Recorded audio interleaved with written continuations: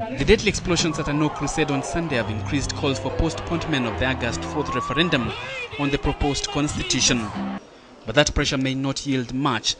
The Constitution of Kenya Review Amendment Act makes it difficult to hold the self-propelling process.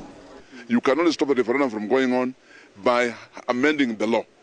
And you can't amend the law unless you are sure to gather sufficient numbers in Parliament, on the floor. Even though it requires a simple majority to pass any amendment to the Review Act, the process has to go through all legislative stages. With less than 2 months to the referendum, there may not be enough time to make any changes.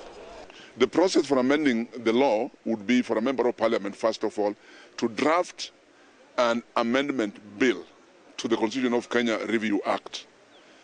After drafting the amendment, pass it to the Speaker for approval.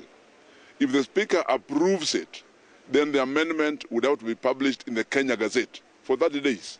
Then it comes for debate on the floor. So there's no time for doing all that. It's not possible to do it. In making the review a self-propelling process, the Review Act anticipated political mischief. The Act forces the process to move forward. It can only be stopped by the people through a referendum. The strict provisions of the Act have apparently returned to haunt members of Parliament who passed the law.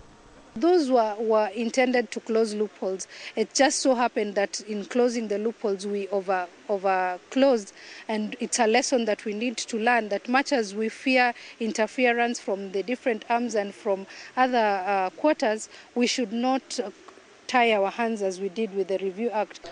Apart from the stringent process of making changes, there is resistance to the idea of calling off the referendum. The Kenya National Commission on Human Rights says the process should proceed. NAC Kenya leader Martha Karua says isolated incidences should not be used as an excuse to postpone the national vote on the proposed constitution.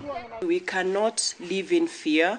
We cannot allow ourselves to be intimidated into fear. As we await investigations, let us harden our resolve and commit ourselves to bringing in a new order. We cannot survive as a society this way. The proposal to postpone the forthcoming referendum on the proposed new constitution is easily made than executed. In fact, critics describe it as a populist idea. The strict provisions of the Constitution Review Amendment Act just make it impossible to stop the process. Emmanuel Talam, KTN, Parliament.